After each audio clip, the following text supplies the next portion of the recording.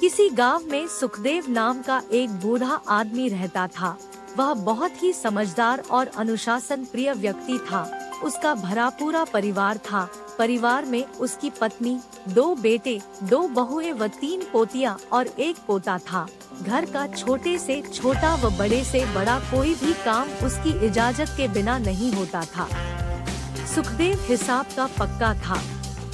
उसे फिजूल खर्ची बिल्कुल भी पसंद नहीं थी। उसकी इसी आदत के कारण घर में सभी उसे कंजूस कहते थे, लेकिन वह घर की जरूरतों को पूरा करने के बाद जो भी पैसा बचता उसे बड़े संभाल कर रखता था।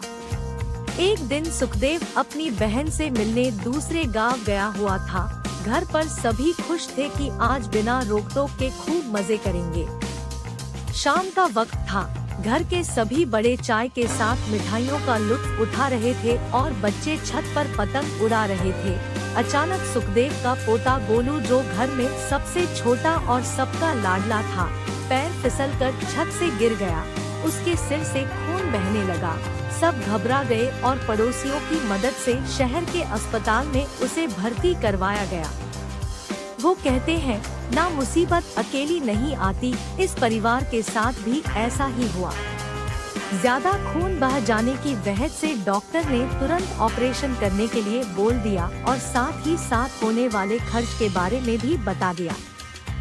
2 लाख रुपए खर्च होंगे। ये बात सुनकर घरवालों के पैर के नीचे से जमीन खिसक गई, क्योंकि एक साधारण आय वाले परिवार के लिए ये रकम बहुत बड़ी थी। तब तक सुखदेव भी अस्पताल में पहुंच चुका था। जब उसे पूरी बात का पता चला तो उसने डॉक्टर को तुरंत ऑपरेशन करने के लिए कह दिया। घरवाले उसका मुंह ताक रहे थे कि उसने ऑपरेशन करने के लिए बोल तो दिया, लेकिन पैसों का प्रबंध कहां से होगा। सुखदेव उनके चेहरे के हाव भाव समझकर बोला, चिंता मत करो, मैं जो थोड़ी थोड़ी बचत करता था, आज वो पूंजी ऑपरेशन के लिए दे रहा हूँ। ये बात सुनकर सबको राहत भी मिली और सुखदेव की बचत करने की आदत का महत्व भी समझ आ गया। कुछ समय बाद गोलू बिल्कुल स्वस्थ होकर घर आ गया था। सभी बहुत खुश थे। साथ ही साथ एक बात और अच्छी हुई कि अब सभी ने सुखदेव के बचत करने के नियम को अपना लिया था। घर के सभी सदस्य अपनी जरूरतों के बाद बचे पैसों को खर्च करने से पहले सोचने लगे और कुछ पैसे बचाने की कोशिश करने लगे। अब घर में सभी बच्चों के पास गुल्लक थी, जिसमें 1-1 या 2-2 रुपए के सिक्के जमा किए जाते थे।